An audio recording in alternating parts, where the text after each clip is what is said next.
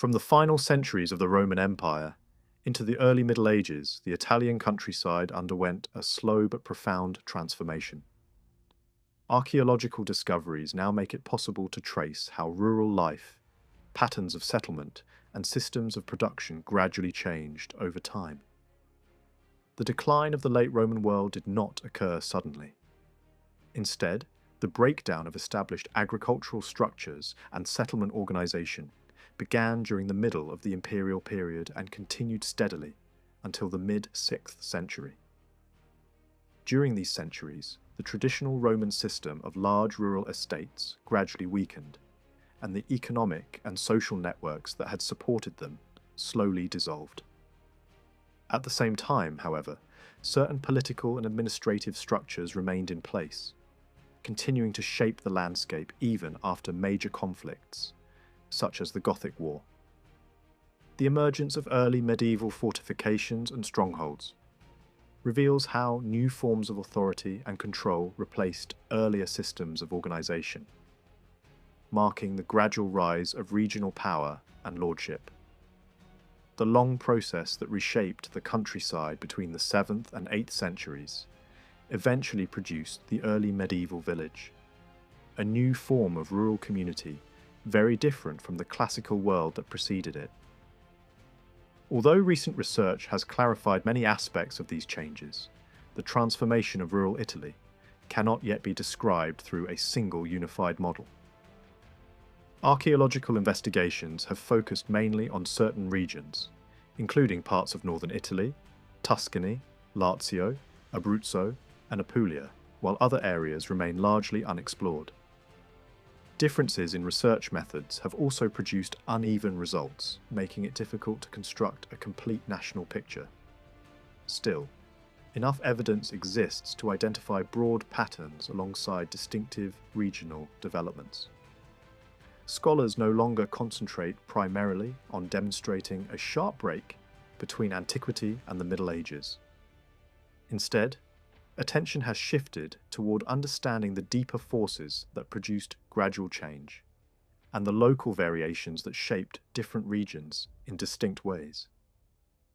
Work by dependent labour were concentrated mainly along the central Tyrrhenian coast, while other regions maintained alternative settlement forms, or older village-based systems. Although the crisis of the 3rd century affected the entire peninsula, its impact was strongest in areas where large estates had been most fully developed. Regions with more diverse or traditional settlement structures often experienced less severe disruption. Even so, this early phase of decline did not immediately transform the economic structure of the countryside. A partial recovery occurred during the 4th century under renewed political stability, bringing a limited revival of agricultural production and rural organisation.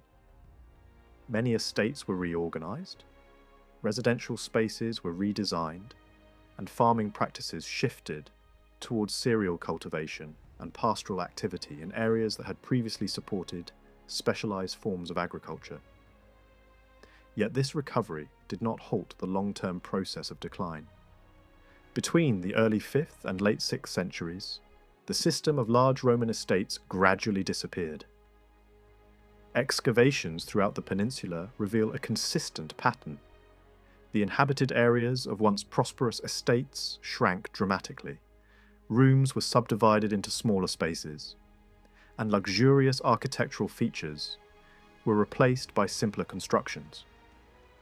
Wooden huts appeared within former villa complexes, and floors of packed earth replaced elaborate surfaces. Cemeteries were established both inside and around these buildings, and temporary shelters were often constructed within the ruins. By the 5th and 6th centuries, many estates that had flourished during earlier centuries had become decaying structures, occasionally reused, but no longer functioning as productive centres. Despite these general trends, regional difference remained significant. In some areas, signs of decline appeared as early as the 3rd century, while in others, they emerged only later. The the crisis did not always lead to widespread abandonment. In certain regions, population movements into new areas or shifts in agricultural practices softened its effects. Northern Italy offers a clear example of early transformation. Studies of several regions show that farms and estates were gradually deserted or severely damaged, while parts of the countryside experienced depopulation. Yet this initial decline was followed by a temporary recovery, lasting into the 4th century, sometimes accompanied by expansion into previously uncultivated land and renewed connections with urban centres.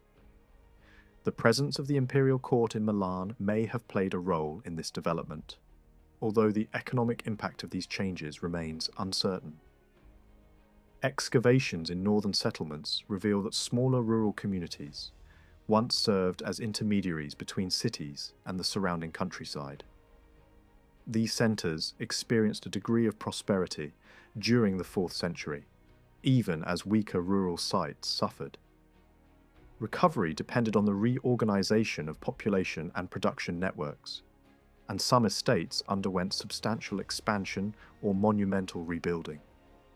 Over time, the landscape evolved into a complex system of farms, estates, and modest rural dwellings, reflecting a more varied and decentralised pattern of habitation.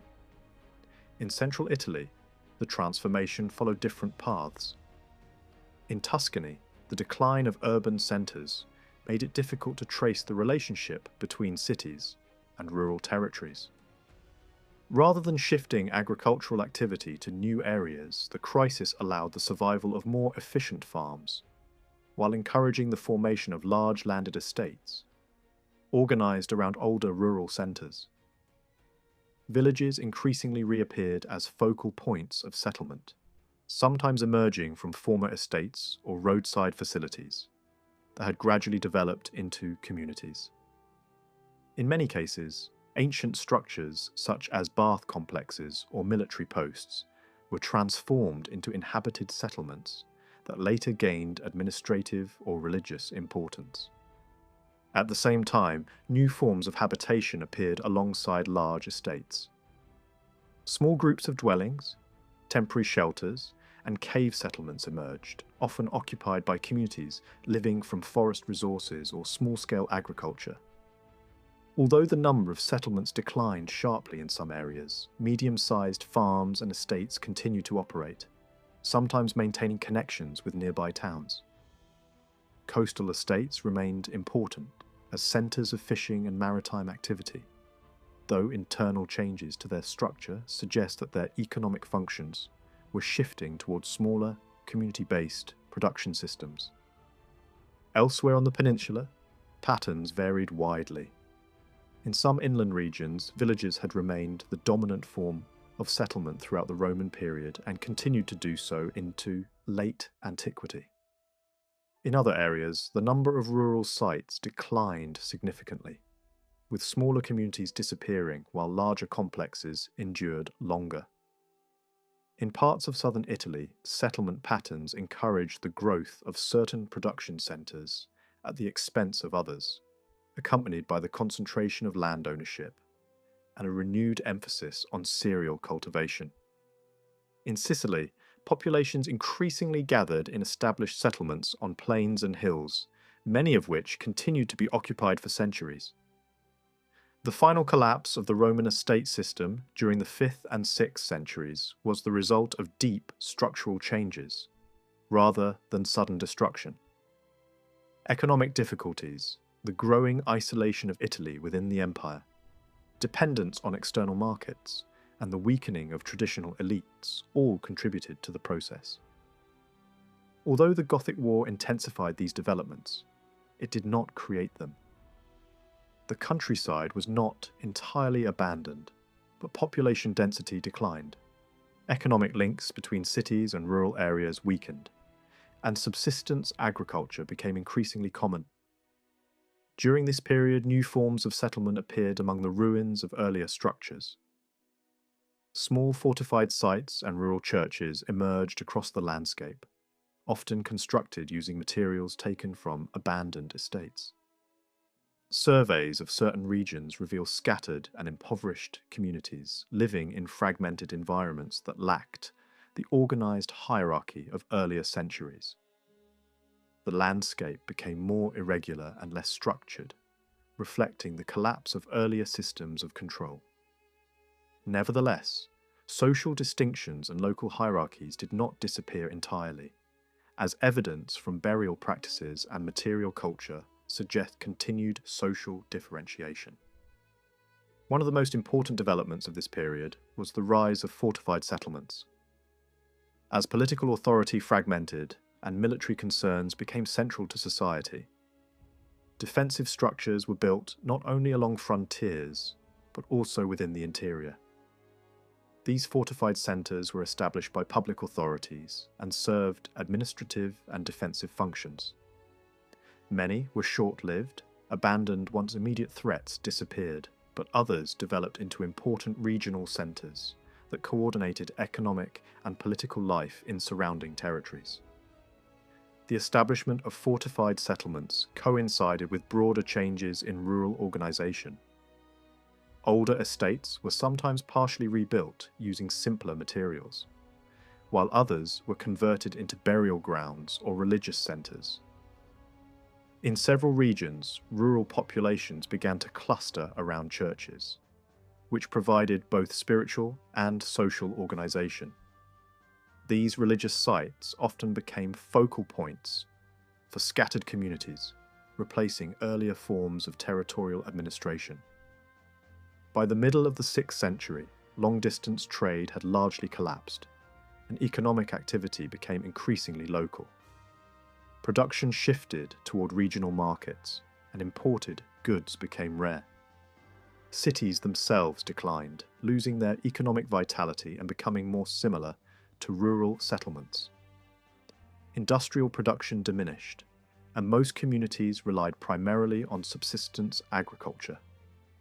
The complex networks of exchange that had characterized the Roman economy gradually disappeared, replaced by localized systems of production and consumption. The transformation of the Italian countryside from late antiquity to the early Middle Ages was therefore not a simple story of destruction or replacement. It was a long and uneven process shaped by economic decline, political change, and shifting social structures. Roman estates gave way to smaller communities, fortified centres replaced older forms of authority, and rural life adapted to new conditions of insecurity and reduced economic integration. By the end of this transformation, the landscape of Italy had been fundamentally reshaped, laying the foundations for the medieval world that followed. Archaeology makes it possible to follow this transition as a single chain of connected changes, rather than a collection of separate events. One of the clearest signals comes from everyday objects. By the middle of the 7th century, the pottery tradition that had still carried the shapes, skills, and distribution habits of the Roman world finally ran out. When new ceramics began to appear in the 8th and 9th centuries, they belonged to a different logic entirely. They were made in new ways for new markets and inside new economic rhythms. That break creates a practical problem for modern researchers, because these later wares are often hard to sort and even harder to date. In many regions, especially those that remained under Byzantine control, such as parts of Apulia and Sicily, the 7th and 8th centuries sit inside a shadowy gap, where reliable time markers are rare. Imported pottery and coin finds help in a few places, but they do not solve the problem everywhere. The same uncertainty appears across Tuscany, Liguria, and the wide Po plain.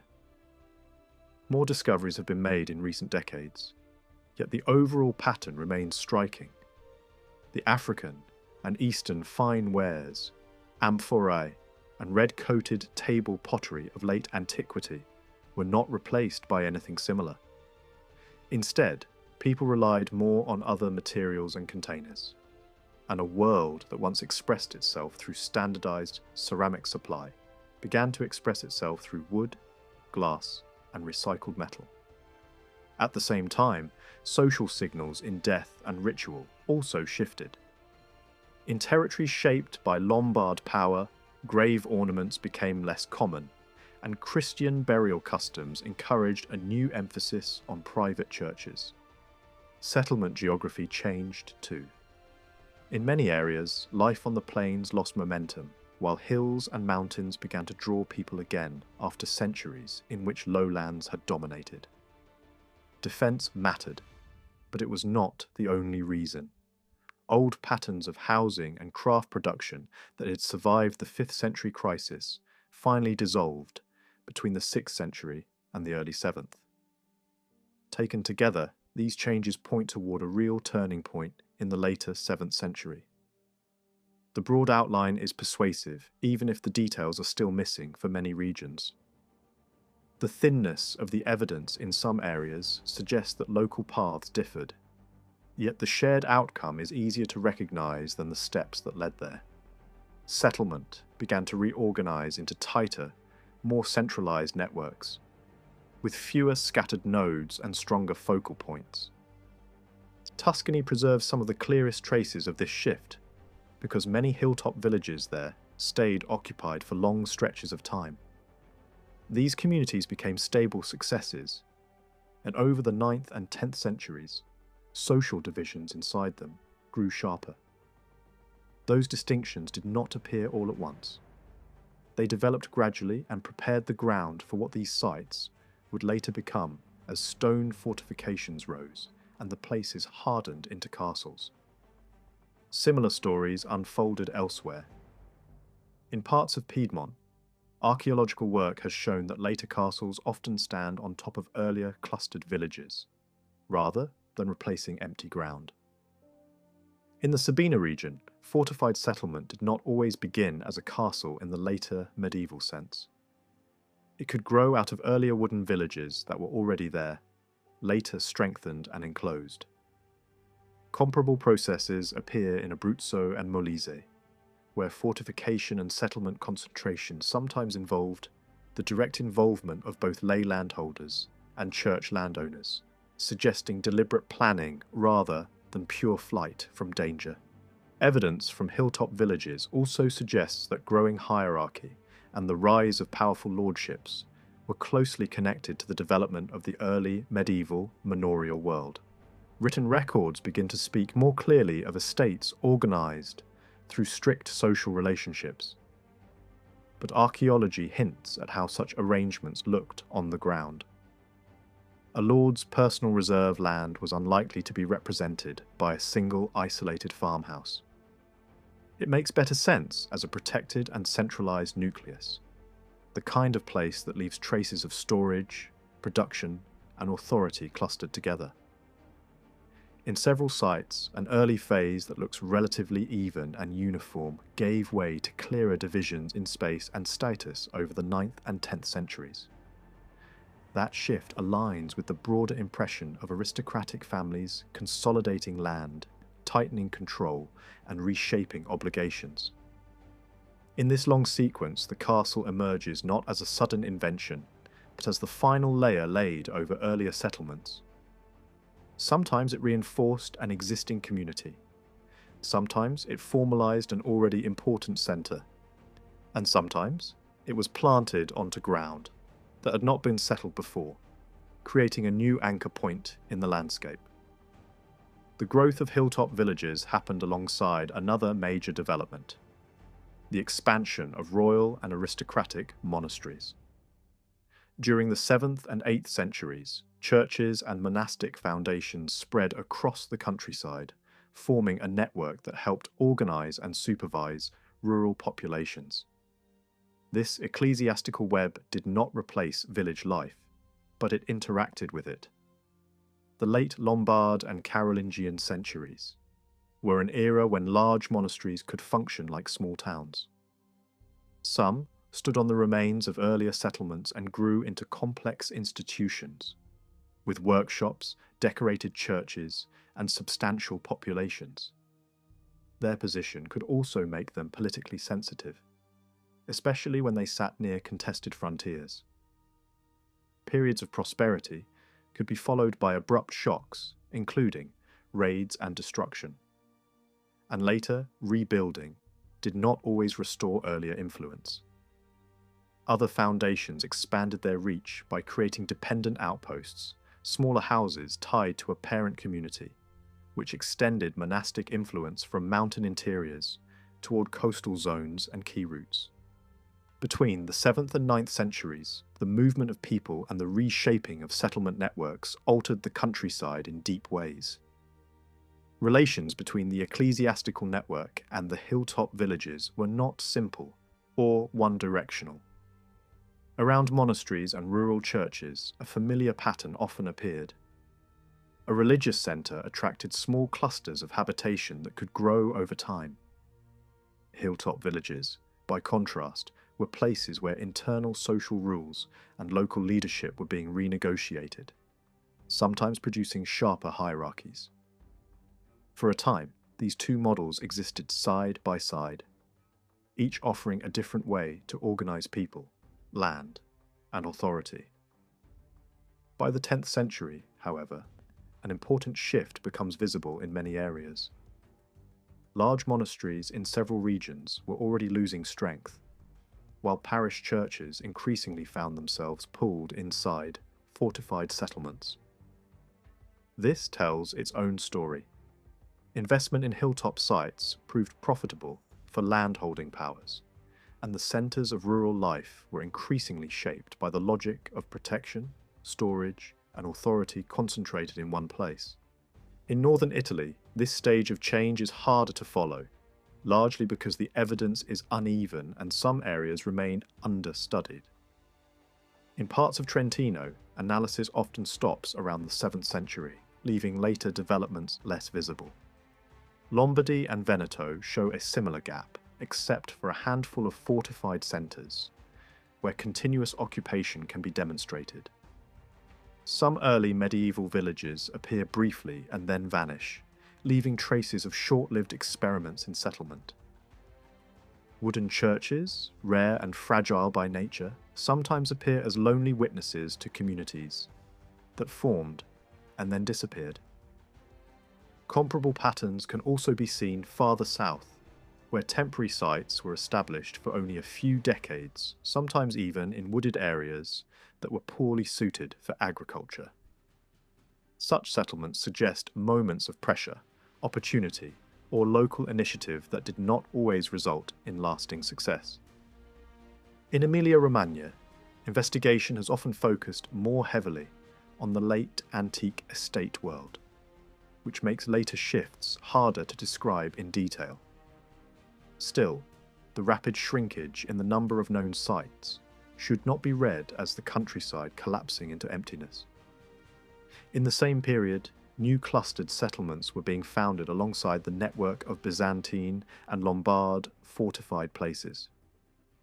In at least one territory, signs of abandoned storage and disruption suggest that war could trigger desertion, followed by the creation of a new network based on strategically placed, protected communities. Cemeteries associated with Lombard presence often reinforce the impression that border conditions mattered.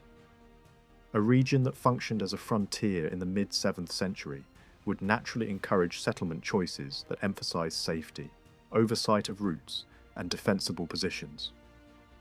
Some areas are now beginning to offer clearer answers about how early medieval villages formed.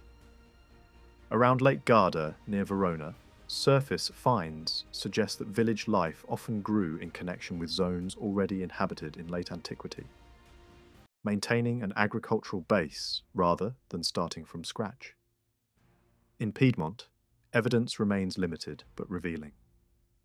One site shows a building with a prominent front porch, possibly defended, dating to the late 5th or 6th century, and built over earlier Roman occupation.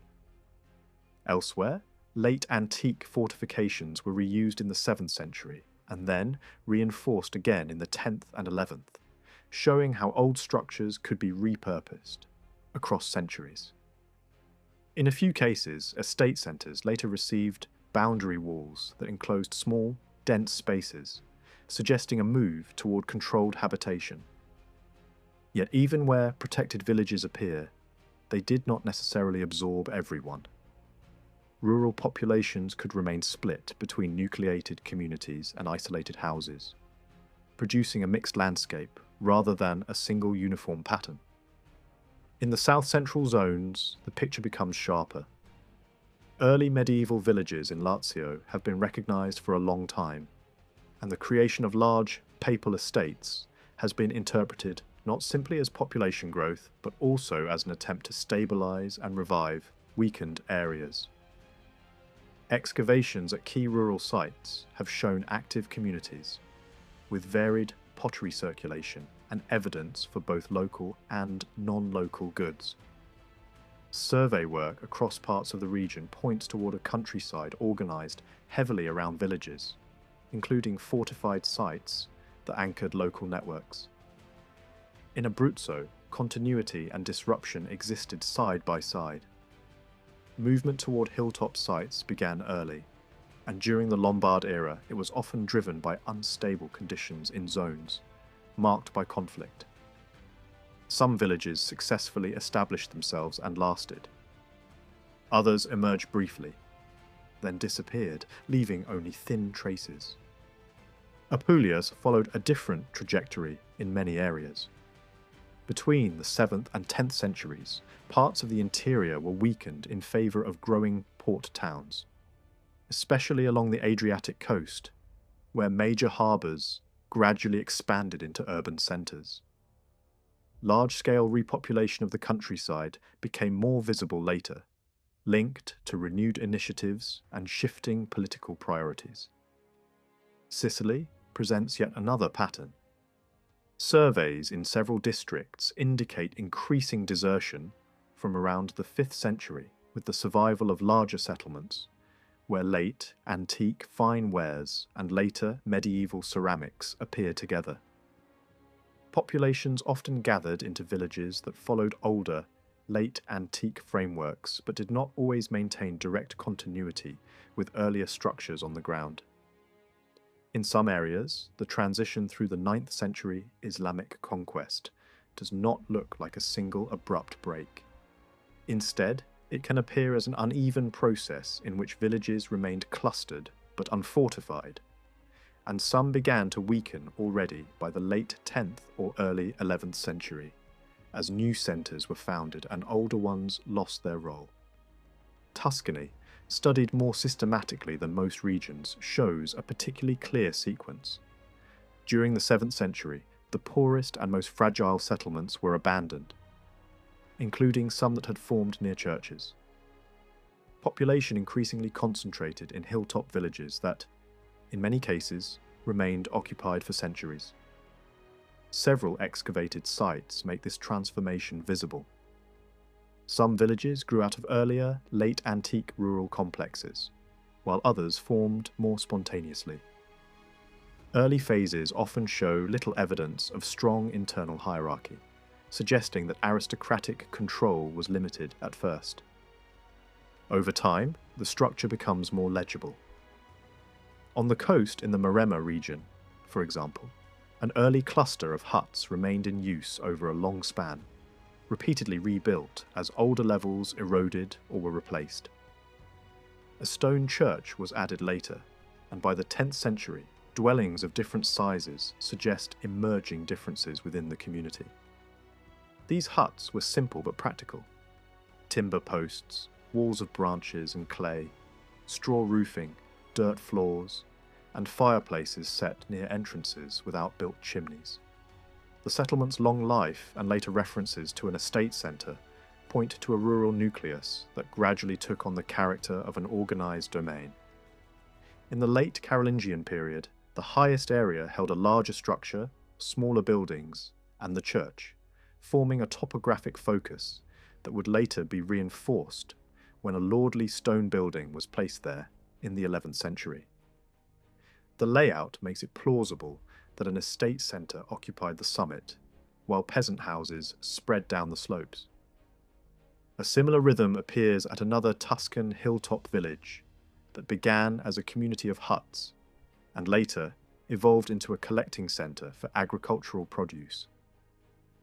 Early occupation covered the hillside with oval wooden dwellings, and even in this stage defensive measures appeared in the form of wooden palisades that protected different levels of the slope. Pottery indicates varied demand and suggests nearby production. As the site developed, the highest area changed function. A stone wall replaced earlier wooden defences, and huts gave way to a rectangular wooden storehouse. Tools and installations connected to grinding and drying grain point to storage and processing on a scale beyond individual household needs.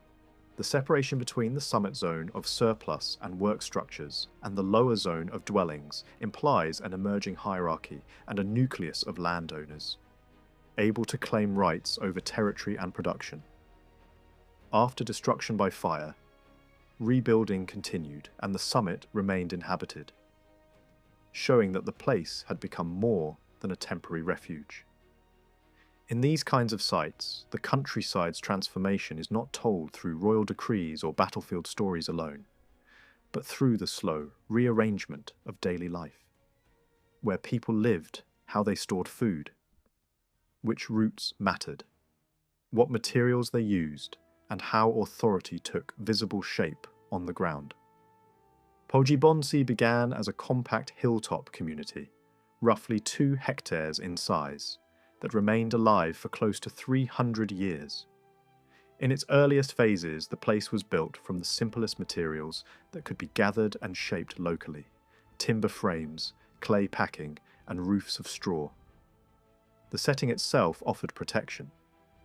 A steep drop, almost 100 meters high, formed a natural barrier on one side, while burial areas lay at 2 edges of the settlement, one toward the southeast and another toward the northwest, marking a quiet boundary between everyday life and the dead. Excavation layers show that the houses were not all built at once. They rose, were repaired, and were replaced in a rhythm that suggests family cycles and short spans of rebuilding, rather than a single planned construction campaign. In the period associated with the Lombard rule, the village looks relatively even in its material footprint. The dwellings are broadly similar in size and character, with no clear architectural signals that one household stood far above another. The evidence points toward a community living by farming and livestock, maintaining a practical routine shaped by seasonal work, rather than by an obvious internal hierarchy. Then, around the middle of the 9th century, the settlement's internal logic changes sharply. A large central structure appears, longer and more imposing than the earlier houses, with a layout that suggests a multi-purpose building designed to manage resources rather than merely shelter a family. Inside this central building, space is arranged for storage of agricultural produce, as if grain and other goods were now being gathered and held in a controlled place. Nearby, traces of slaughter and processing point to a designated area for handling animals, and smaller huts cluster around the core, as if supporting a growing complex of functions.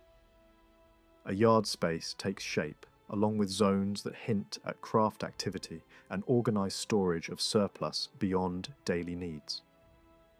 Even the pattern of meat consumption across the site begins to tell a story. Differences in what was eaten and where suggest that food was becoming more than sustenance. It begins to look like a marker of rank and display. In this later phase, the central zone starts to resemble a residence of authority, the kind of household that does not simply live off the land but oversees it.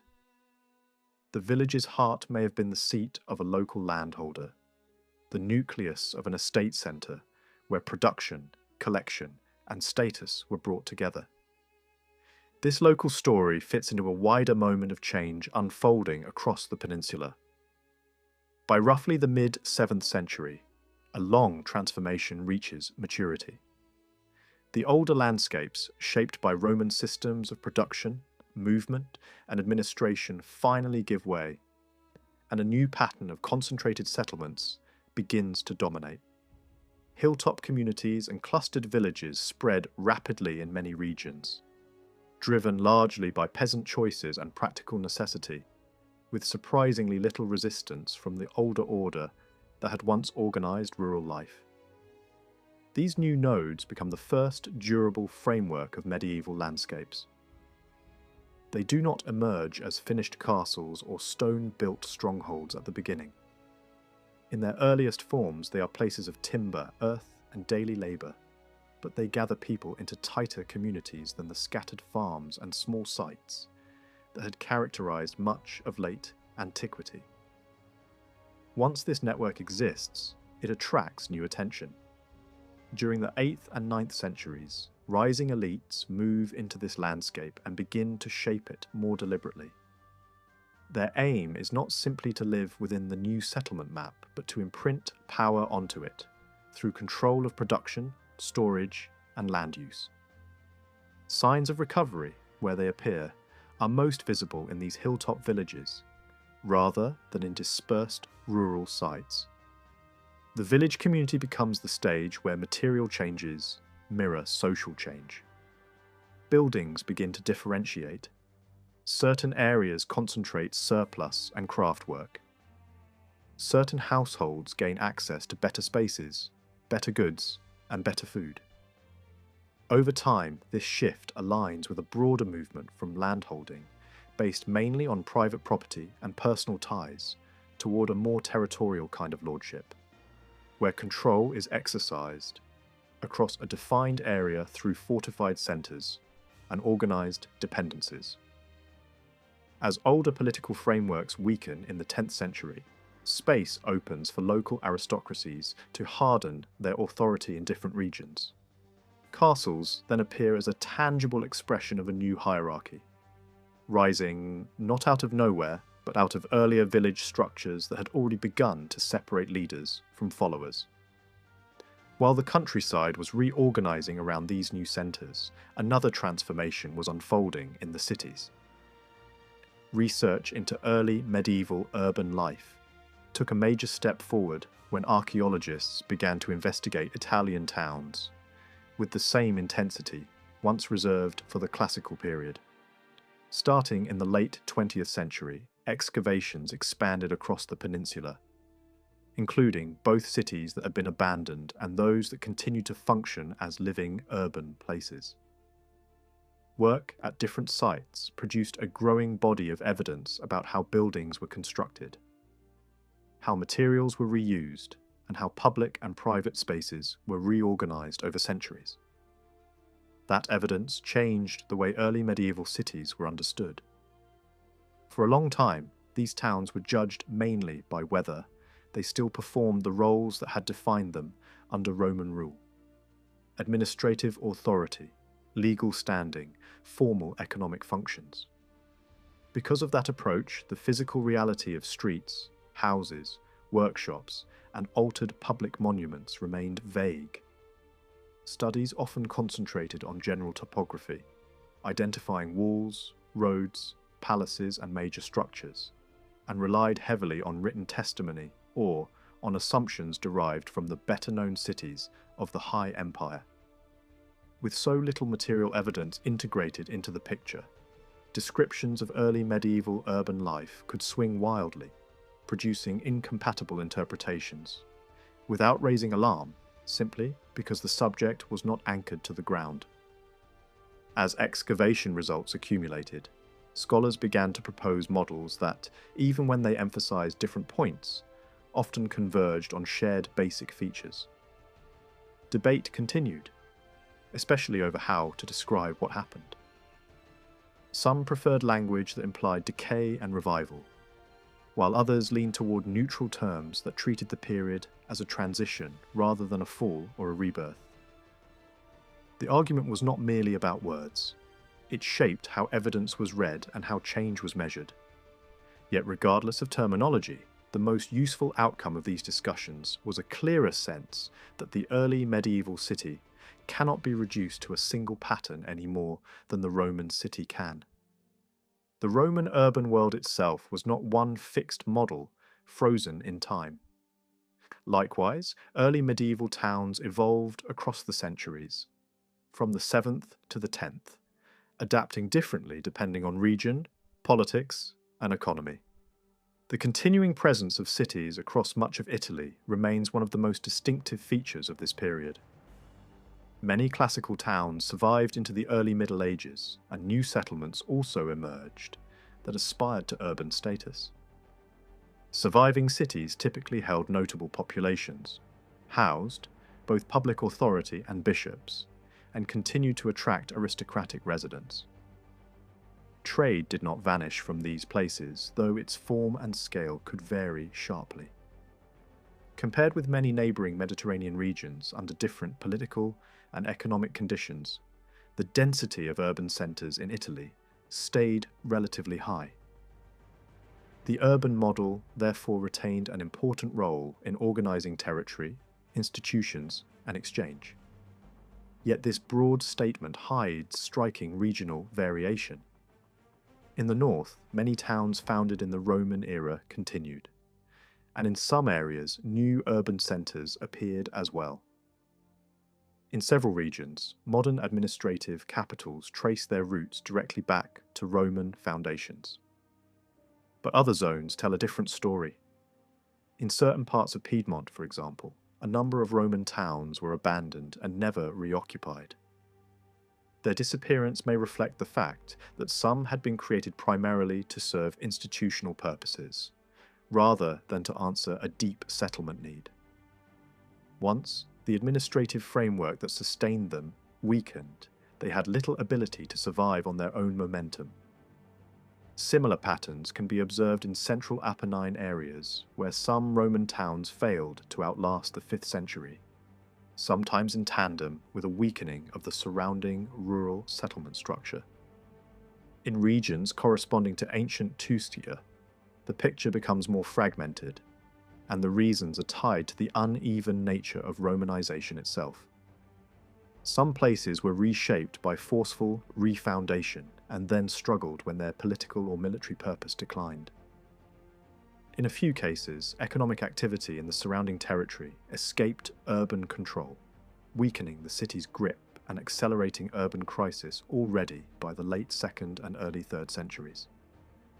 Later, some of these centres regained strategic value under new political conditions.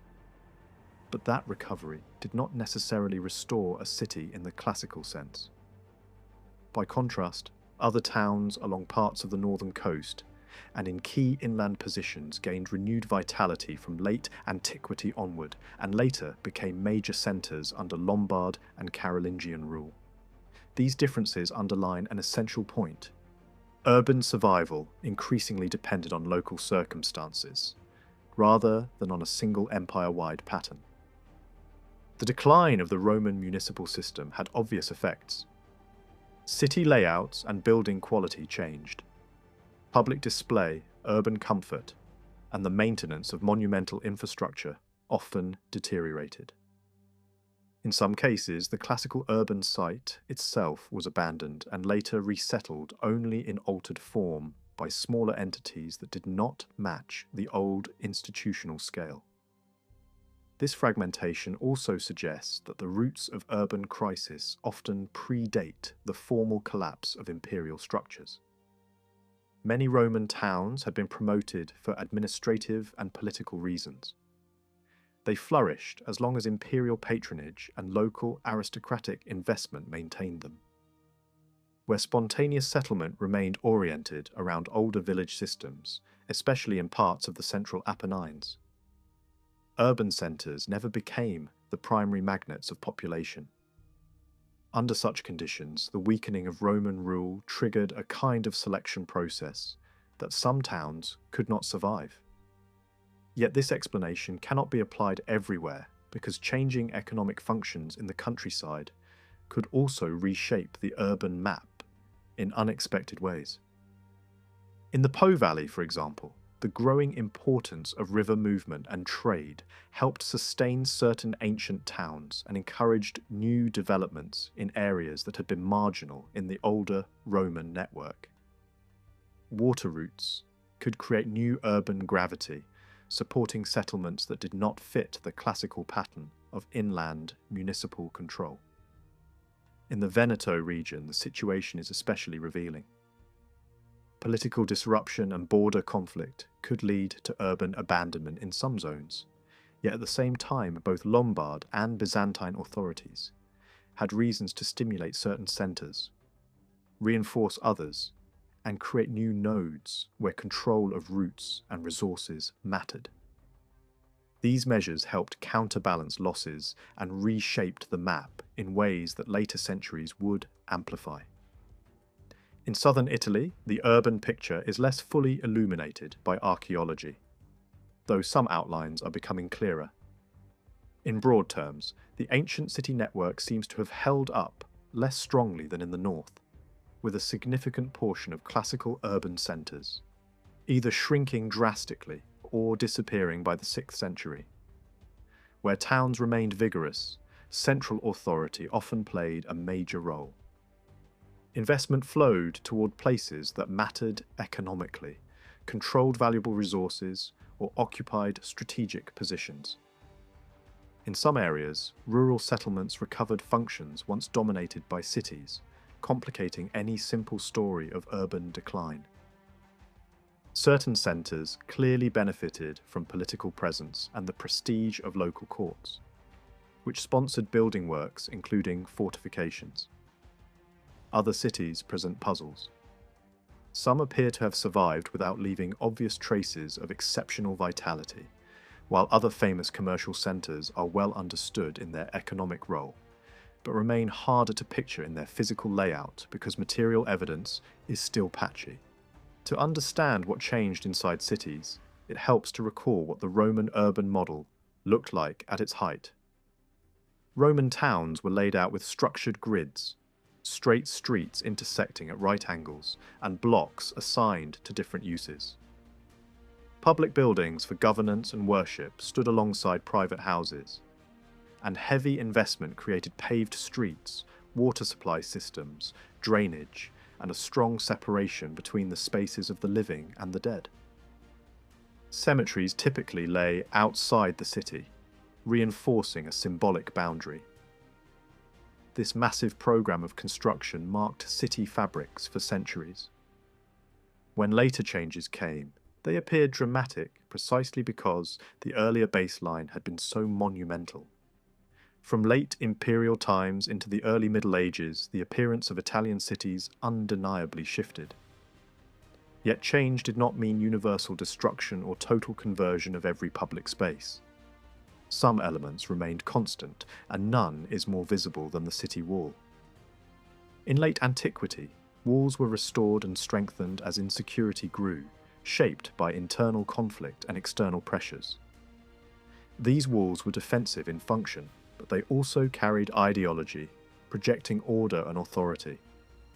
Often, the fortifications reused older circuits. Where walls were missing or unusable, new ones could be built. In some cases, walls enclosed a smaller area than before, leaving districts outside the perimeter. Elsewhere, the opposite occurred, and fortification projects expanded the urban footprint, enclosing important spaces connected to power, spectacle, administration, and production. Still, entirely new wall circuits were not common everywhere, and many towns relied on partial repairs or strategic internal defensive lines, rather than full reconstruction. In a few places, major building campaigns did take place, sometimes tied to rulers or civic authorities, who wanted to reinforce prestige as well as security. Coastal and river regions show how defense, movement, and trade shaped decisions about what to protect and how. Even in emerging lagoon settlements, early defensive works appear, though the exact form and dating of these structures can be difficult to pin down. One of the most striking examples of a major new fortification project in this era was driven by papal power, created to secure a vulnerable zone against raids, and to mark a decisive claim of protection and authority. Such projects show that early medieval urban change was not simply a story of shrinking and decay. it was also a story of selective investment, altered priorities, and new ways of organizing space, where some features of the Roman city persisted. Some were repurposed, and others were rebuilt to suit a world that was no longer governed by the same assumptions about economy, security, and public life. City walls mattered in the early medieval world, but they were not the only answer to insecurity. Even when an ancient circuit still stood, new defensive points began to rise inside the city itself. These internal fortifications were not just reinforced gates or patched sections of masonry. They functioned like compact castles planted within the urban fabric, designed to control key spaces and offer refuge in emergencies. Some were tied to private power, built for influential individuals who wanted a secure base in a city that could no longer guarantee stability everywhere at once. Others were linked to church authority, where bishops increasingly needed protected residences that could serve as both administrative headquarters and strongholds.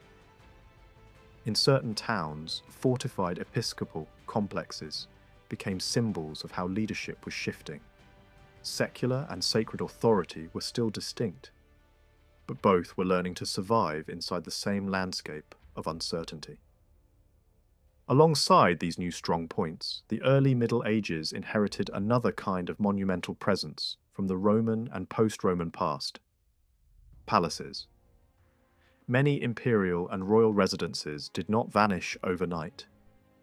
Some remained standing for centuries, repaired and reused as political centres changed hands.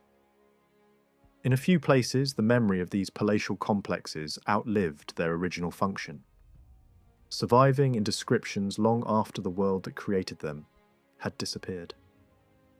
In cities that had once served as capitals, the great official residences could pass through successive phases. First as seats of empire, then as royal courts, later as administrative hubs under new rulers. Their material fate also tells a story about power. Decorative elements could be stripped and carried away, not simply for practical reuse, but because ornament itself was a political language. A carved marble panel, a column, a glittering fixture. These were portable symbols of legitimacy. When such pieces were removed and transplanted into new royal residences elsewhere, the goal was not just to recycle stone, but to transfer prestige. At the same time, new palatial buildings were sometimes commissioned with deliberate echoes of the classical past. Their planners borrowed the visual grammar of earlier monumental architecture: polished surfaces, carefully arranged interior spaces, formal inscriptions, decorative flooring, because the old Roman style still carried authority. This was a world where claiming continuity could strengthen rule, even when society had already changed deeply. A new palace could look backward in its aesthetic, while serving a very different political reality. Other parts of the Roman urban machine were less resilient. Water systems offer one of the clearest examples of uneven survival. In some places, aqueducts continued to function for a time, and there is evidence that repairs were carried out to feed specific complexes such as monastic installations or elite baths. Yet these efforts were not endless. Over the long run, maintenance became sporadic, and the biggest organised repair campaigns tend to cluster in periods when central governments still had the resources and administrative reach to keep such infrastructure alive. Once that capacity weakened, many systems slowly failed. Channels silted up, arches collapsed, pipes broke, and repairs did not always follow. Drainage and sewer networks suffered similar fates. When they clogged, they could become permanent problems rather than temporary inconveniences. The decline was not necessarily dramatic on a single day. It often looked like gradual neglect, interrupted by occasional local fixes, until the overall system no longer behaved like an engineered network. Roads are harder to judge because people can keep walking and carts can keep rolling even when surfaces are poor, What clearly fades is the tradition of durable paving and the careful layered construction that had made Roman streets long-lasting. The use of hard engineered surfaces largely stopped, and major resurfacing on the old scale would not return until much later. Yet routes themselves often survived. In many towns, the alignment of streets and the boundaries of properties helped preserve a sense of the old grid, even when the buildings around it changed. The early medieval city could therefore appear paradoxical. Streets still traced older lines, yet the surfaces were rougher, repairs were patchy, and the spaces around them were being reorganized in ways that no Roman planner had intended. What truly disappeared, or at least lost its civic meaning beyond recovery, were the great public arenas of classical urban life. The places that had once staged identity and community. Forums, massive bath complexes, theatres, amphitheatres, circuses, and the monumental settings of pagan worship, no longer served as the organising heart of the city. Public baths, once a daily institution, become strangely silent in the record. There are scattered mentions that suggest some facilities lingered, or that elite residences maintained private bathing spaces, but the old system of widely accessible urban bathing fades. Private or institutional baths could still exist inside palaces or monastic compounds, yet this is something different from the public bath as a central civic experience. It signals a shift from shared public life to controlled, enclosed use. Entertainment buildings followed a similar trajectory. Some circuses may have remained useful as ceremonial spaces for a time, because rulers still needed grand stages where authority could be displayed. But most large structures linked to games and spectacle were gradually dismantled. Stone and brick were too valuable to leave untouched. These monuments often became quarries in place, their fabric stripped to feed new construction. Their location also shaped their second lives. Many stood near the edges of the built-up city, and as walls were repaired or adjusted, these huge shells could be pulled into the defensive system as strongpoints.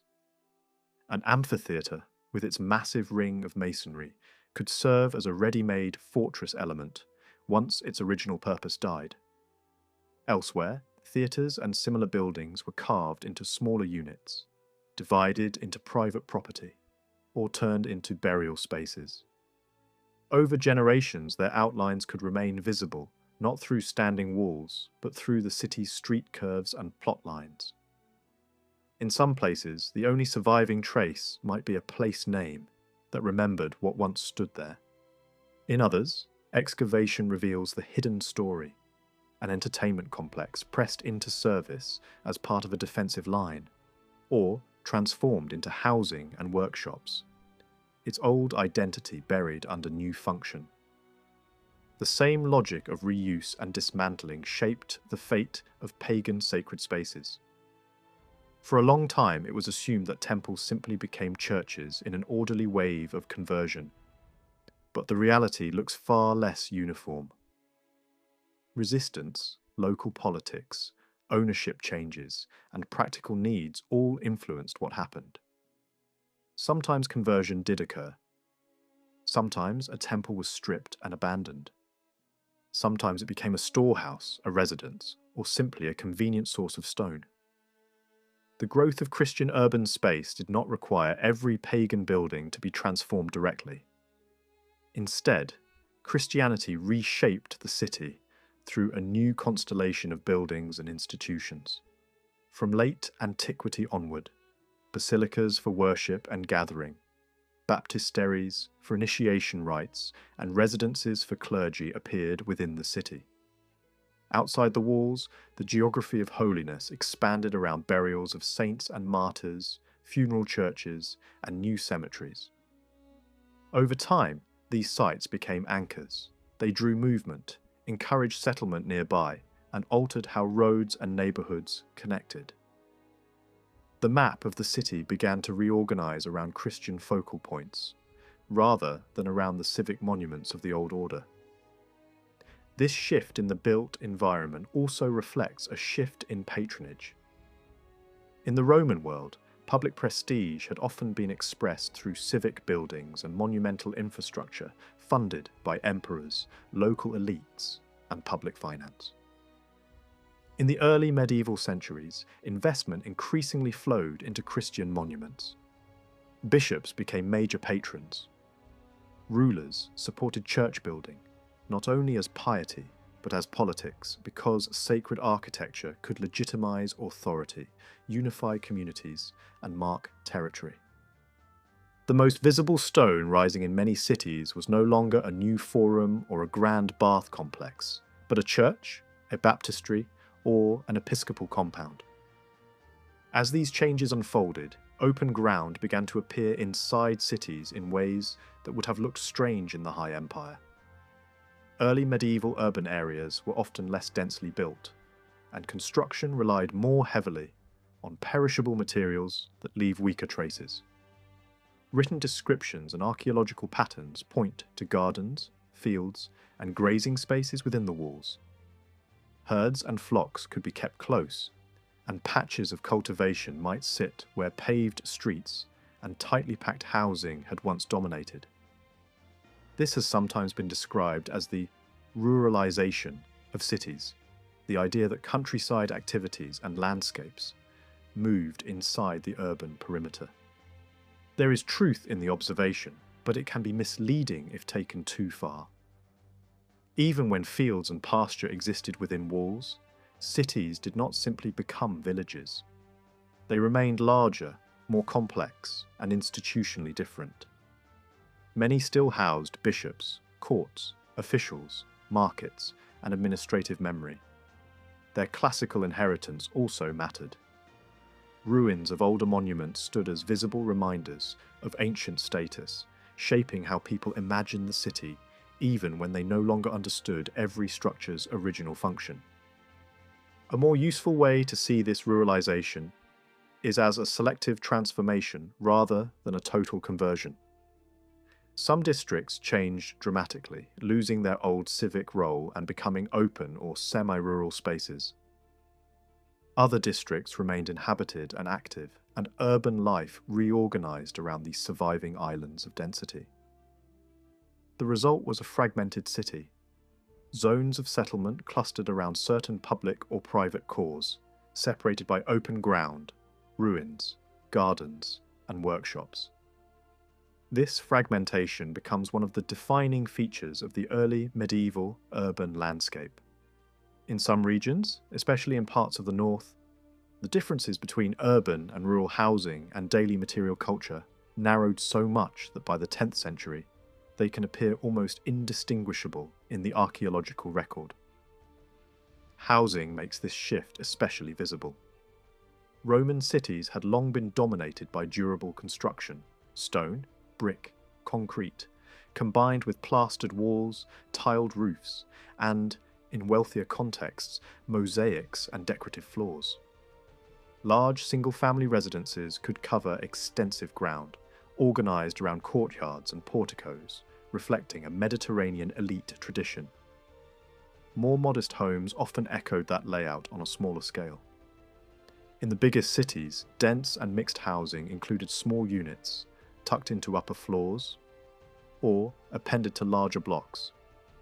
From the 3rd century onward, many of the grand classical housing complexes began to decline. Some were destroyed. Others were abandoned. Many were subdivided. Instead of one household occupying an entire complex, buildings were broken into multiple units, spaces were repurposed, and walls were patched using salvaged material and lower quality techniques. This shift was not driven by a single cause. War could play a role as armies and displaced people forced new patterns of occupation. Squatting and informal reuse may have occurred. But beneath those immediate pressures sat a deeper economic change. Maintaining large, luxurious houses required wealth, skilled labour, and steady resources. As urban middle groups weakened and the flow of money changed, big residences became burdens. Buildings were sold, confiscated, donated, or transferred, often into ecclesiastical hands. Once a bishopric or a church institution controlled a property, splitting it into smaller rentable or usable units made practical sense. Later documents from the 9th and 10th centuries point to such exploitation and management of urban space, suggesting that fragmentation was not only decay, but also a strategy. Even within a general decline, not all housing fell to the same level. In some places, new building types appeared, including two-story houses with porticos and a street-facing presence, sometimes set within open areas rather than packed blocks. Evidence for such forms is clearer in the north and in fortified settlements, where defensive and administrative needs shaped construction. Meanwhile, elite housing could preserve older standards for longer. Urban aristocrats, officials, and wealthy landholders could still commission spacious residences with high-quality decoration well into the 6th century. In some cases, it becomes difficult to draw a sharp line between an elite private residence and a building that expressed royal or governmental power, especially in cities that functioned as capitals or administrative centres. The visual language of mosaics, fine floors, and painted interiors could serve both lifestyle and authority. After these centuries, housing becomes harder to track, partly because materials become less durable, and partly because written terminology can lag behind reality. Documents may continue using traditional architectural words, even when the buildings they describe no longer resemble classical models. In certain areas, better quality housing probably did persist, especially where political structures remained strong, but the broader trend is clear. Construction standards fell. Fully brick-built, highly decorated houses became rare. In much of northern Italy, purely wooden buildings became common, sometimes combined with clay walls and thatched roofs.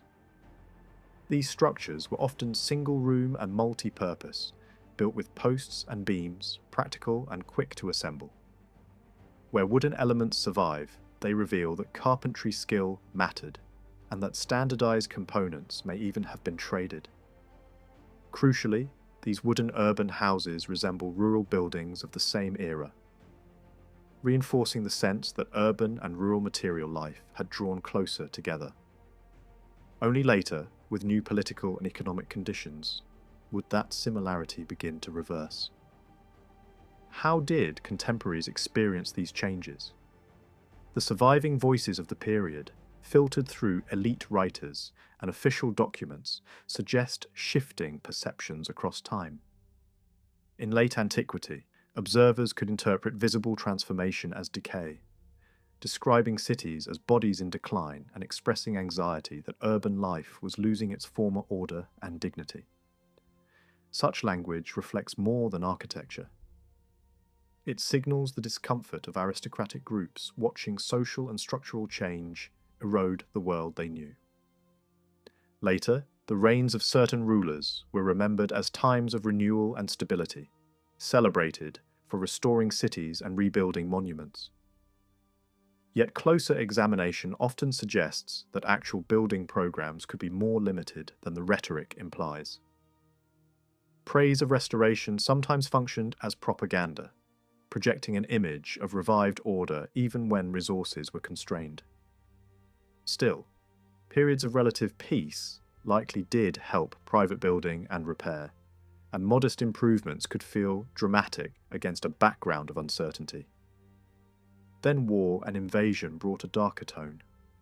Long conflicts, sieges, and sacks could dominate memory, and writers often described them in the language of catastrophe, as if cities were battered by natural forces. The impression left is of urban communities that endured, rather than flourished, surviving in damaged form through prolonged violence. After a crucial turning point in the later 7th century, a new style of urban imagination begins to surface in texts. Kings and elites sought legitimacy by linking themselves to cities, by restoring symbolic places, or even by founding new centres that claimed urban status. In writing, rulers appear as rebuilders and founders, and the city returns as an idealised object, less a precise description of streets and houses than a political image of order and authority. Sometimes archaeology does not support the grandeur implied by such claims, revealing modest or ambiguous material realities behind impressive language. That gap is itself revealing. Urban ideology could run ahead of urban substance because the idea of the city still carried power even when the physical city had changed into something more fragmented, more rural in parts, and more unevenly maintained than anything a Roman citizen would have recognized. The cultural world that developed in Italy between the arrival of the Lombards and the fall of their kingdom in the late 8th century has long been difficult to interpret. For a long time, scholars struggled to evaluate this period because relatively few literary works survived from these centuries, and what did remain seemed limited in scope. Some early historians believed that the era produced little intellectual achievement beyond occasional poetry. Others, however, emphasized different aspects of Lombard society, pointing to legal reforms, administrative development, and a long period of internal stability that allowed different communities to coexist and cooperate. The period also produced influential scholars and teachers whose impact extended far beyond Italy, shaping intellectual life in the wider European world. Even so, the cultural achievements of the time cannot be judged simply by surviving literary texts, because much of the intellectual life of the period was expressed through other forms. A clearer understanding of early medieval culture in Italy emerges from the survival of manuscripts, rather than from original works of literature. Books copied on durable parchment were carefully preserved across generations. They pass through many hands, often belonging to readers whose identities are unknown, and were stored in collections designed to protect them from damage. These manuscripts were not preserved accidentally. They were valued as essential tools of education, used to teach grammar, history, and traditional knowledge in a culture deeply rooted in the transmission of inherited learning. Their survival reflects a society that saw the preservation of written knowledge as central to its identity. Many manuscripts dating from the 5th to 7th centuries no longer retain clear information about their original place of production. They seem detached from their original contexts, yet they reveal a wide circle of readers. Their users were not limited to monks or religious scholars. Judges, notaries, administrators, and other educated officials also relied on written texts in their professional activities. These individuals played an important role in preserving and transmitting cultural traditions, ensuring that written knowledge remained closely tied to public administration and legal practice. To understand the cultural foundations of Lombard society, it is useful to examine how contemporaries themselves viewed the transmission of knowledge. A key figure in this regard is a historian writing in the late 8th century who described the Lombard conquest of Italy and identified the individuals he believed worthy of remembrance. His narrative combined the deeds of rulers with the achievements of scholars and intellectuals, presenting a vision of society shaped by law, learning, and political authority. He praised both kings and teachers, highlighting the importance of grammar, rhetoric, and other disciplines necessary for the education of advisors and officials. This perspective reveals a cultural system that valued legal knowledge, linguistic skill, and intellectual training as essential foundations of political life. The cultural picture that emerges from such accounts suggests continuity with the traditions of late antiquity. Education remained closely connected to classical disciplines, and teachers of grammar continued to enjoy royal support. Intellectual training prepared individuals for roles in administration, law, and governance, reflecting a society in which cultural authority and political power were closely linked. Cultural development was therefore not confined to monasteries or religious institutions, but extended to royal courts and administrative centres. The decision of the Lombard rulers to settle permanently in an established political centre, rather than maintain a mobile court, played a crucial role in preserving cultural traditions. By choosing to occupy an existing capital, they adopted elements of earlier administrative structures and inherited the cultural legacy associated with them. The presence of royal courts and permanent institutions encouraged the development of stable administrative practices, legal systems, and educational traditions. In this environment, respect for tradition became closely associated with the exercise of justice and governance. Royal patronage also contributed to the establishment of important religious and cultural institutions. Monasteries founded with royal support became centres for the collection and preservation of manuscripts. Although little is known about their early activities, these institutions gradually accumulated extensive libraries that preserved texts from many different regions.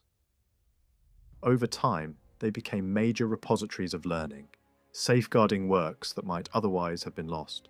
Legal activity was another central element of Lombard culture.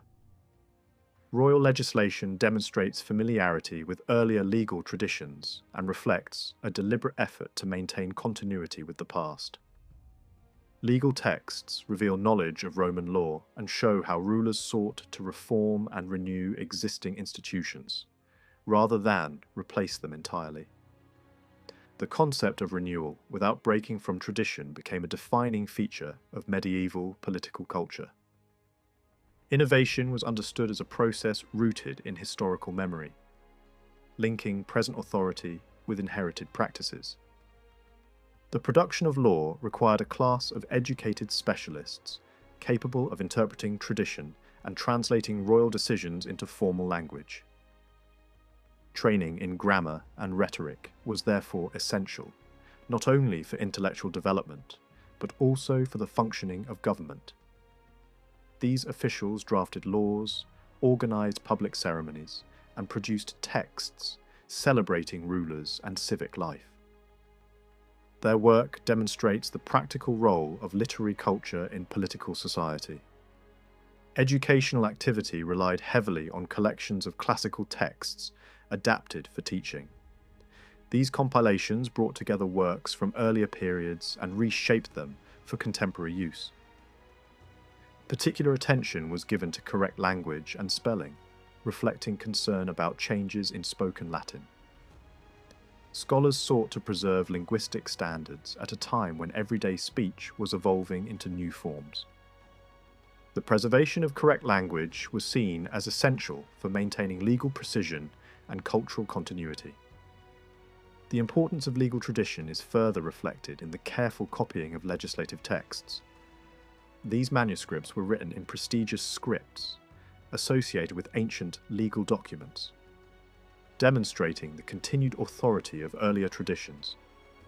Efforts were made to prevent copying errors, and official supervision was required to ensure the accuracy of legal texts.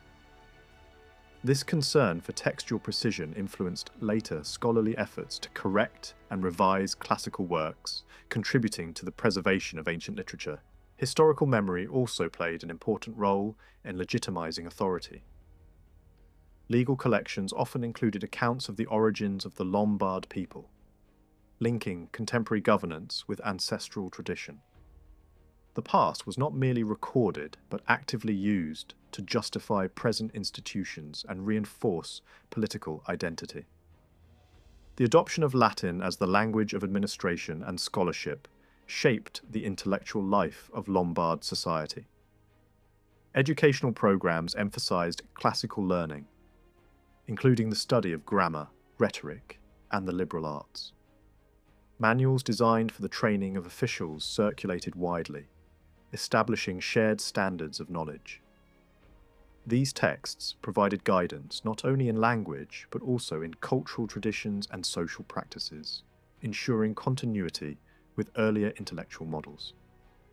Southern Italy offers additional examples of how political and cultural development were closely connected. The establishment of administrative centres often preceded the growth of cultural institutions, including monasteries that later became important centres of learning. These institutions played a key role in preserving classical texts and transmitting them to later generations. Yet their influence was not constant, and their activity depended on changing political circumstances. In some cases, cultural traditions survived through the movement of books and scholars from one region to another. Libraries were relocated, texts were copied in new centres, and intellectual networks extended across political boundaries.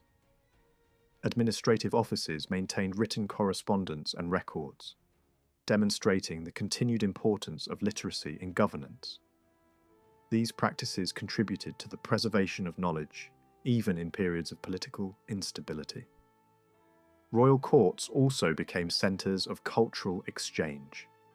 Contacts between different political powers encouraged the movement of scholars and texts, facilitating the spread of learning across Europe. Italian intellectuals played an important role in shaping the cultural programs of foreign courts, contributing to the revival of classical learning in new contexts. This exchange of knowledge was supported by diplomatic relations, educational initiatives, and the circulation of manuscripts.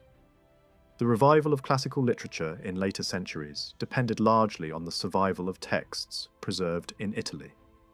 Scholars carefully copied and corrected ancient works, transmitting them in new scripts that made them easier to read.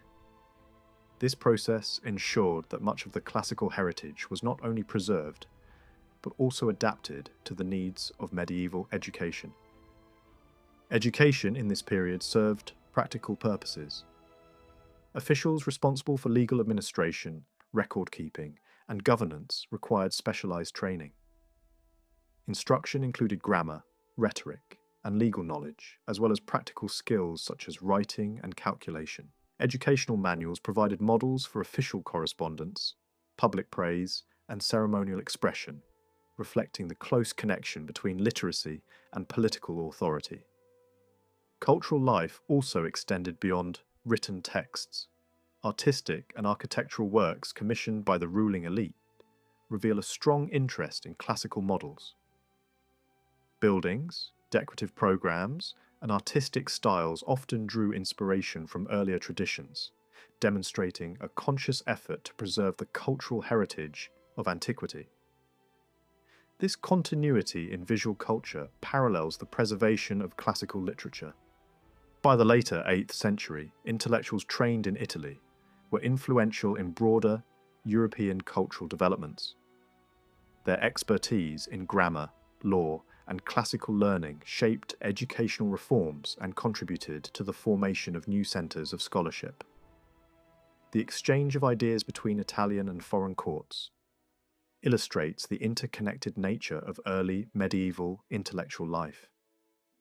Educational reforms in the 9th century led to the establishment of teaching centres in various cities, creating networks of learning that attracted students from different regions. These institutions promoted the study of classical texts and encouraged the preservation of ancient knowledge. Their activities demonstrate a growing commitment to education as a foundation of political and cultural life. Royal and aristocratic patronage continued to support cultural activity. Monasteries, courts, and private foundations maintained libraries and sponsored the copying of texts. Even religious institutions often preserved secular works, reflecting the broad intellectual interests of the period. The boundaries between religious and secular learning were not rigid, and cultural exchange occurred across different social environments.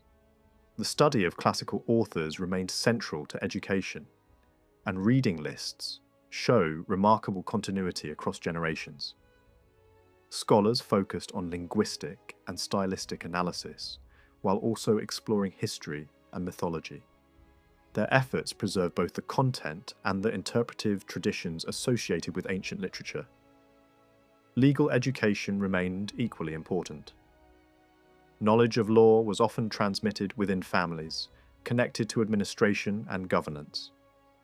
Episcopal courts and notarial traditions contributed to the preservation of classical texts, and manuscripts of literary and legal works often shared similar formats.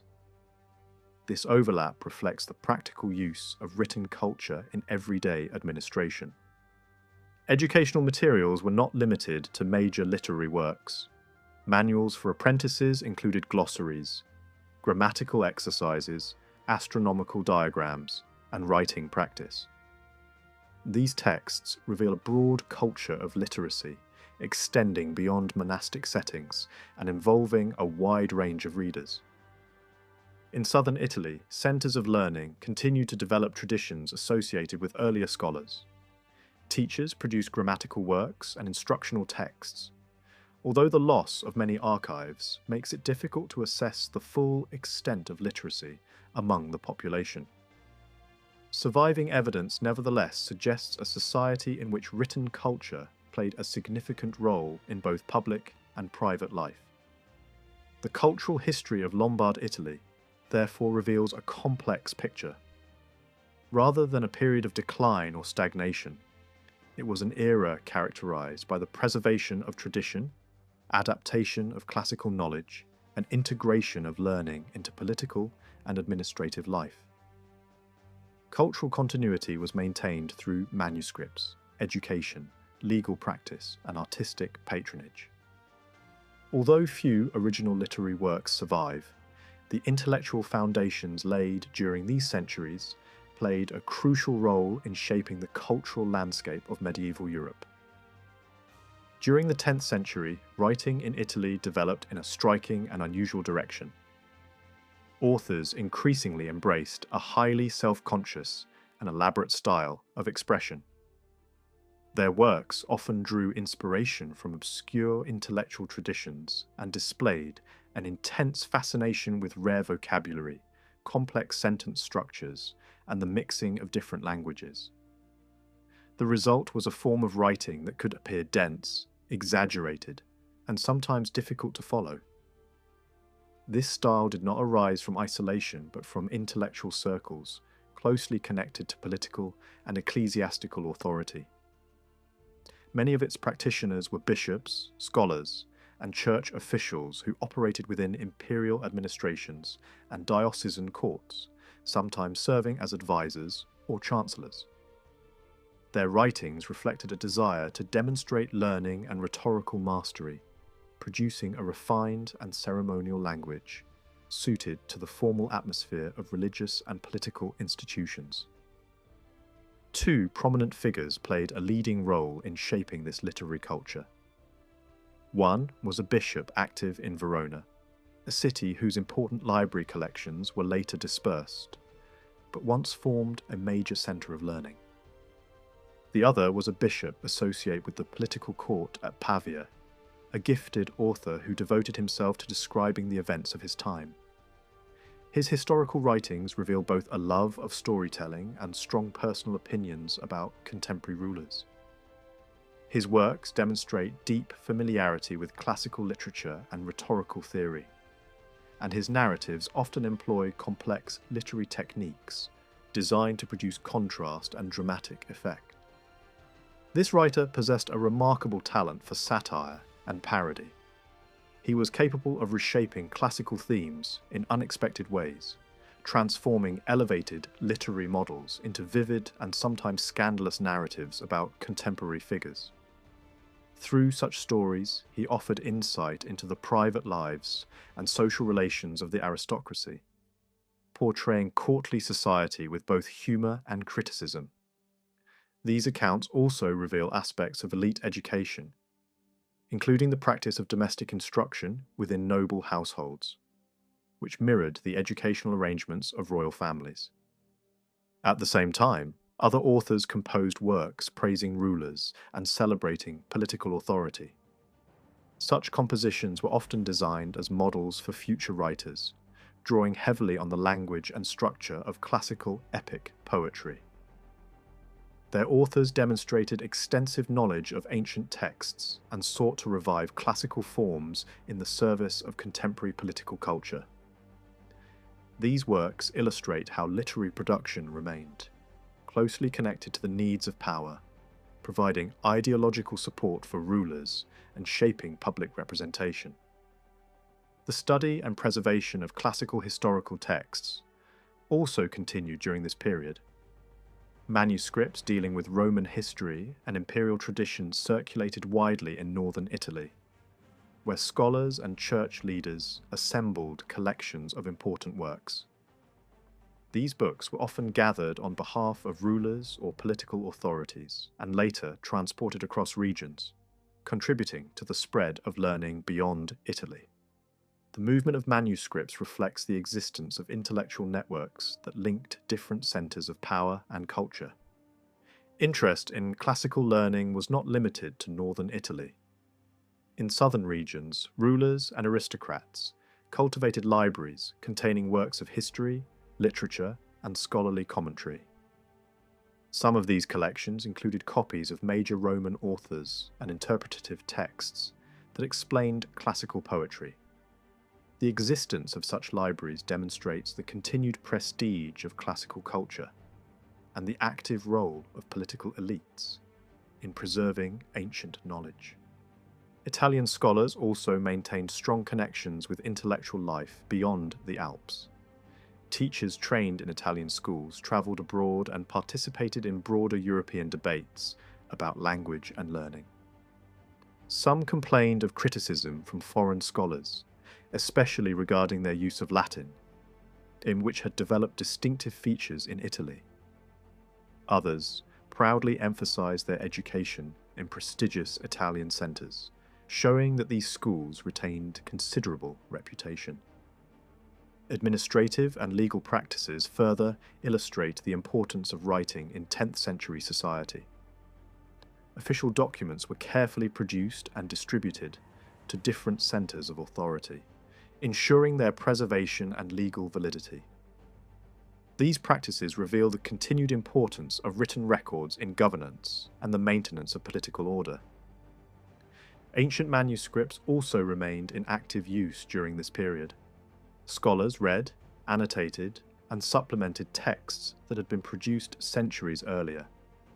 Fragments of classical works were sometimes added to older books, while marginal notes reveal efforts to clarify language or explain technical terms.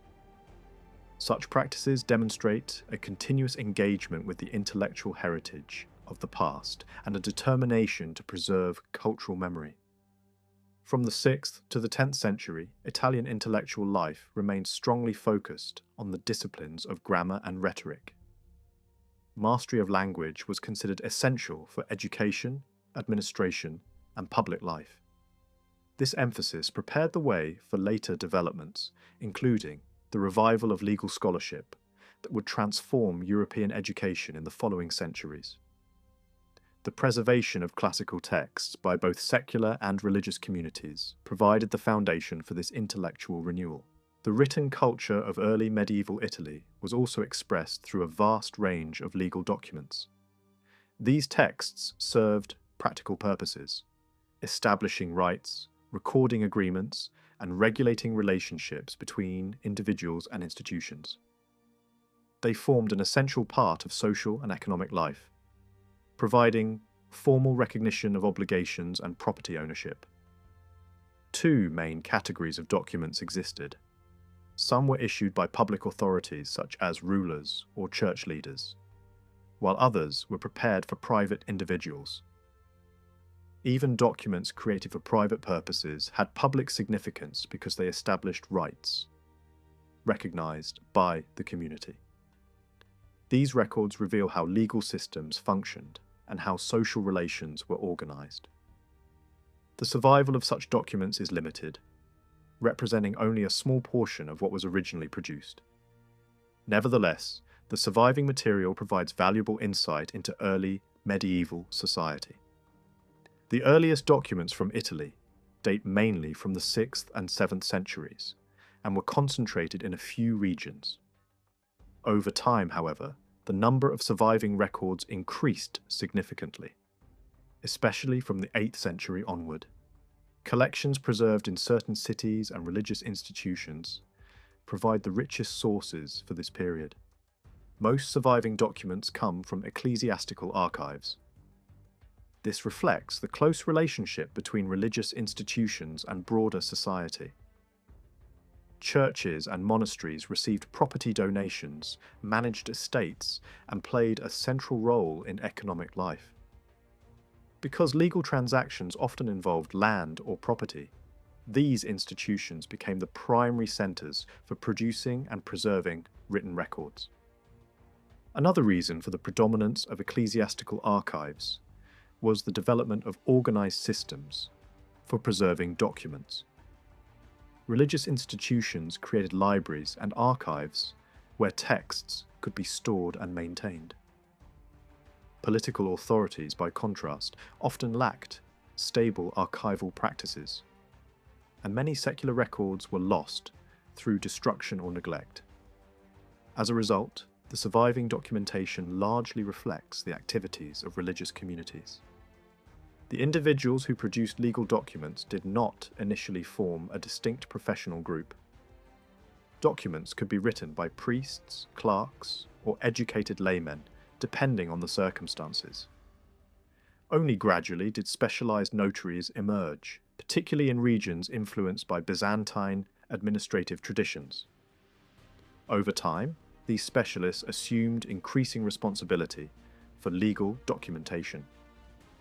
The culture of these writers can be understood through their handwriting and language. The script commonly used in Italian documents developed from earlier Roman writing traditions and was characterized by rapid execution and complex letter forms. Although difficult to read, this style persisted for centuries, demonstrating a strong attachment to established practices.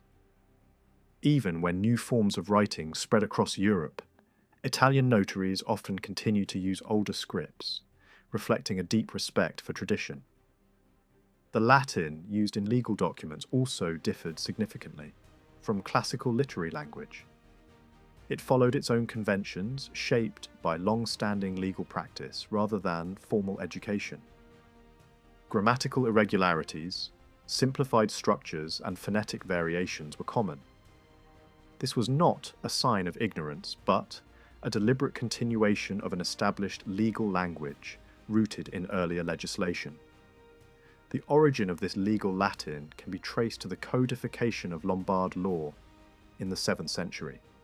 When customary traditions were first recorded in written form, they were translated into Latin using a practical and flexible style. This language became the official medium of legal communication and remained in use for centuries, preserved by successive generations of document writers. Legal documents followed carefully structured formats. One important type was the formal contract used to record property transfers such as sales, donations, and inheritances. These documents included invocations, dates, descriptions of the parties involved, and statements confirming the validity of the agreement. They also required the participation of witnesses and the official who prepared the text. The process of producing such a document involved both written and oral elements. After drafting the text, the writer would read it aloud to the parties involved, ensuring their understanding and consent. Witnesses then confirmed the agreement, and the document was delivered to the appropriate party. This combination of speech and writing illustrates the transitional nature of early medieval legal culture, which combined traditional oral practices with written records. Witnesses played a crucial role in validating documents. Their participation represented the authority of the community and guaranteed the authenticity of the transaction. Over time, however, the role of professional document writers became increasingly important, and their authority gradually replaced that of witnesses. Alongside formal contracts, other types of written records developed to document a wide range of social and economic activities. These included lists of property, records of agreements, and brief notes describing specific events. Such documents were often more flexible in form and served mainly as evidence or reminders, rather than formal legal instruments. The coexistence of different types of documentation reflects a society experimenting with new ways of recording information. Some documents emphasized formal procedures and legal authority, while others prioritized practical recording of events. Over time, these practices evolved into more standardized forms that shaped later legal traditions. The growing importance of written documentation reflects broader changes in early medieval society. Although many social relationships continued to rely on custom and oral agreement, written records became increasingly significant, especially in matters involving property and institutional authority. The expansion of documentation accompanied changes in social organization, economic activity, and legal practice. The Lombard kingdom played a decisive role in promoting the use of written records. By adopting written law and encouraging documentation, it transformed traditional practices and established lasting legal traditions. The influence of these developments persisted for centuries, shaping Italian legal culture and the professional identity of document writers. At the same time, this tradition demonstrated both continuity and adaptability. On one hand, legal writers remained faithful to established forms of language and script. On the other, they developed new methods of documentation in response to changing social needs. This balance between tradition and innovation characterized the evolution of written culture in early medieval Italy. The Roman world was famous for how consistent its written culture looked from one region to another, yet the Italy that emerged in the 5th and 6th centuries inherited that tradition in an uneven and sometimes broken form. In some places, older habits of carving public texts into stone and displaying them in busy spaces continued with recognizable features. In other places, the practice splintered into local styles that differed in appearance, purpose, and even basic rules of layout. This long phase of fragmentation would not truly be pulled back into a more unified pattern until the 11th century. That long delay matters, because it suggests that the centuries of Lombard rule became the decisive bridge between an older, epigraphic world and a newer one. When the Lombards entered Italy in 568 and 569, they moved quickly into the north and then pushed toward the centre and south. Conquest did not simply change borders. It brought cultural adjustments that reshaped daily life, including how authority was displayed and how memory was preserved. Among the most significant shifts was the growing adoption of writing, not as a rare luxury, but as a practical tool with many uses. Over a little more than a century, the written word became a visible marker of the Lombard kingdom's identity, appearing in public life, religious settings, and the rituals that surrounded death. The story of Lombard epigraphy becomes clearer when viewed from two angles. One approach connects inscriptions to social structure and asks who commissioned them, who could read them, and how they expressed rank. The other looks at how stone lettering interacted with the scripts used in books, especially the styles designed to stand out on the page and the styles meant to catch the eye on monuments. These perspectives reveal that epigraphy was never only about recording words.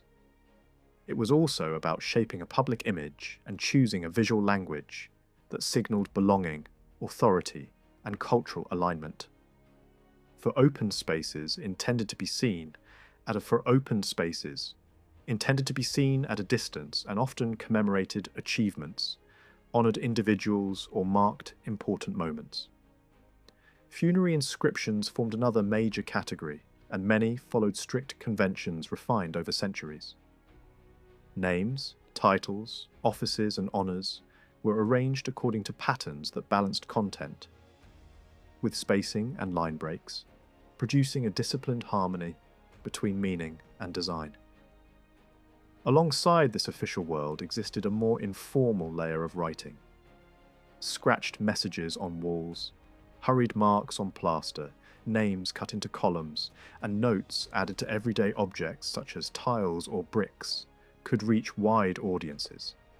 Yet they rarely obeyed fixed rules for letter forms or layout. Even inside an apparently uniform written culture, different purposes created different standards. A major shift began when Christian burial customs altered both what was said on tombs and how it was presented. Older commemorative habits did not vanish overnight, but the new religious framework encouraged simpler messages.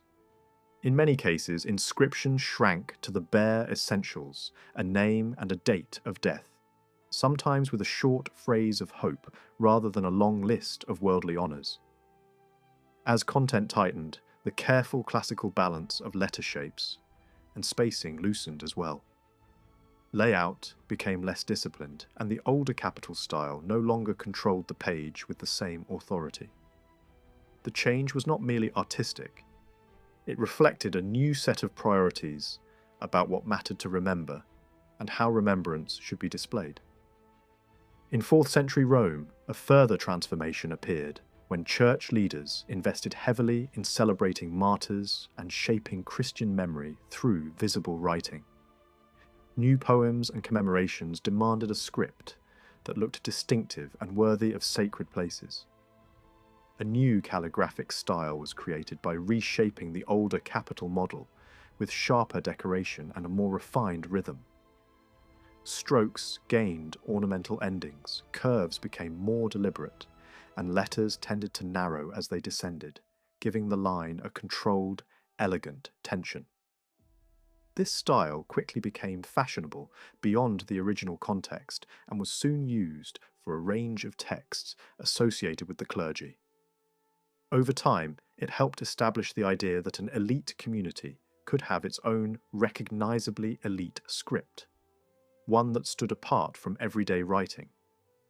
At the same time, older forms of capital lettering still carried prestige, and certain high-status funerary texts deliberately kept a purer classical appearance, turning the very choice of letter form into a statement about continuity and authority.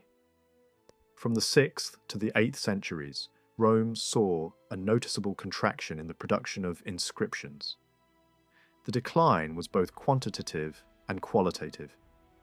One reason was the weakening of public administration, which reduced the need for public texts to function as instruments of civic governance.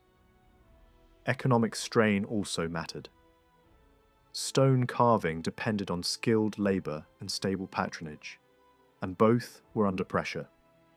With fewer patrons able to fund high-quality work, workshops struggled, standards slipped, and the social reach of epigraphy narrowed. Political disorder also encouraged the spread of illiteracy, making elaborate public writing less effective as a broad communication tool. Yet, inscriptions did not disappear entirely. Even on a reduced scale, public and commemorative texts continued to be made, especially when elites, and above all church leaders, demanded visible signs of dedication and authority.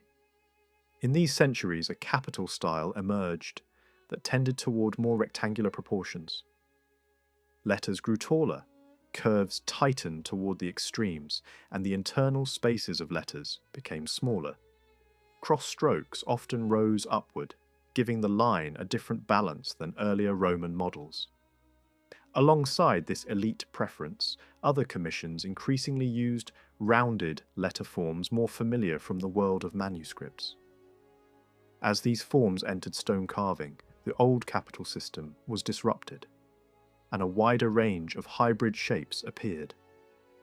The result was not simply decay, it was differentiation. Different groups expressed themselves through different visual registers. and the same city could display multiple epigraphic languages at once.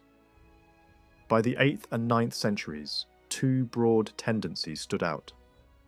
Papal commissions and other high-level ecclesiastical inscriptions often continued to rely on capital-based writing, even as their exact style evolved. Meanwhile, a broader spectrum of medium and lower-level inscriptions developed looser layouts, less consistent spacing, and letter forms that borrowed freely from various traditions. It would be a mistake to treat these as worthless or merely incompetent. They represent a more mature stage of transformation, where writing no longer depended on one rigid classical template, but worked as a flexible system of mixed majuscule forms. Over time, even capital letter forms that had once been strongly associated with the highest circles began to spread into wider social use. In parallel, elite styles began to absorb features that had previously been typical of more ordinary inscriptions, blurring the older boundary between official and non-official scripts. Ravenna followed a path that shared some similarities with Rome while still developing its own visual identity. Around the turn of the 7th and 8th centuries, an elite script appeared there as well, still largely capital-based, but with a relaxed rigidity compared to earlier centuries. Letters stretched vertically, and the overall effect was one of dense concentration, as if the text were being compressed into tighter and tighter space without losing a certain refined control. This was not random disorder, but a local solution, a way of signalling authority and status while adapting to new conditions. The northern territories controlled by Lombard power, however, display a different pattern, and the divergence from Rome and Ravenna increased over time. Among the Lombards, funerary practice underwent a striking shift. In the 6th and 7th centuries, burial rituals often expressed status through grave goods placed within the tomb. Memory was tied to the funeral moment and the people present. But within about a century, a different logic gained ground. Instead of placing status inside the grave, identity and rank were increasingly displayed outside it, through written epitaphs meant for a wider audience and for a longer future. This change did not happen in a vacuum. It drew from earlier Christian habits of commemoration and from Roman models of honouring the dead. The result was a new funerary epigraphy that was both socially strategic and visually inventive. In Lombard contexts, epitaphs quickly became tools for distinguishing rank. An early model took the form of a compact life summary, and in aristocratic settings this evolved into a structured narrative pattern. Texts could present origins, position, personal qualities, and notable deeds arranged according to recognizable expectations. The design often reinforced the message. Large frames surrounded the writing, sometimes dominated by a central cross that did more than symbolize faith, acting as a visual organizer that divided the text into balanced fields.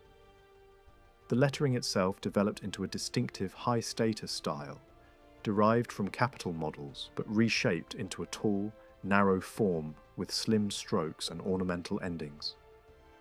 By the early 8th century, this mode of writing could already appear stabilized and confident in its visual grammar, signaling that a new elite script had been deliberately formed and widely understood. At the same time, a broader range of inscriptions appeared in scripts that drifted away from this aristocratic model.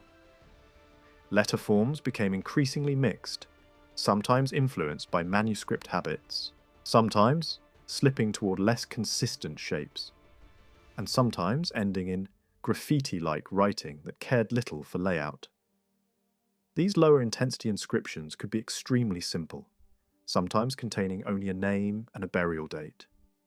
Their variety shows that Lombard epigraphic culture was not one single style, but a hierarchy of styles, where the look of letters and the care of composition functioned as social signals. By the late 8th century, a clearer regional pattern could be seen across central and northern Italy. Rome and Ravenna still shaped expectations for elite, capital-based inscriptions, even as those styles changed over time.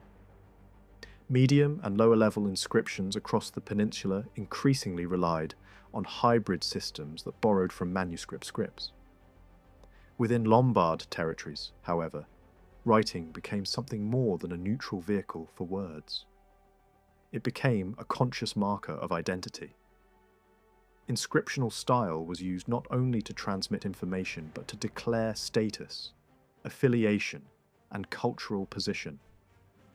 In southern Italy, especially in the Lombard Duchy of Benevento, elite funerary epigraphy developed with particular force. The high-status scripts associated with northern production were adapted in ways that emphasized compression, pushing letter forms inward and shifting curves and cross strokes toward the edges. Large framing devices were less common here, often reduced to simpler borders.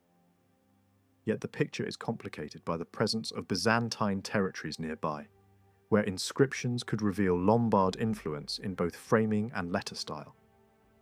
In Naples, for example, some elite epitaphs show features reminiscent of Lombard models, while earlier, local inscriptions preserve more traditional capital forms alongside emerging vertical tendencies.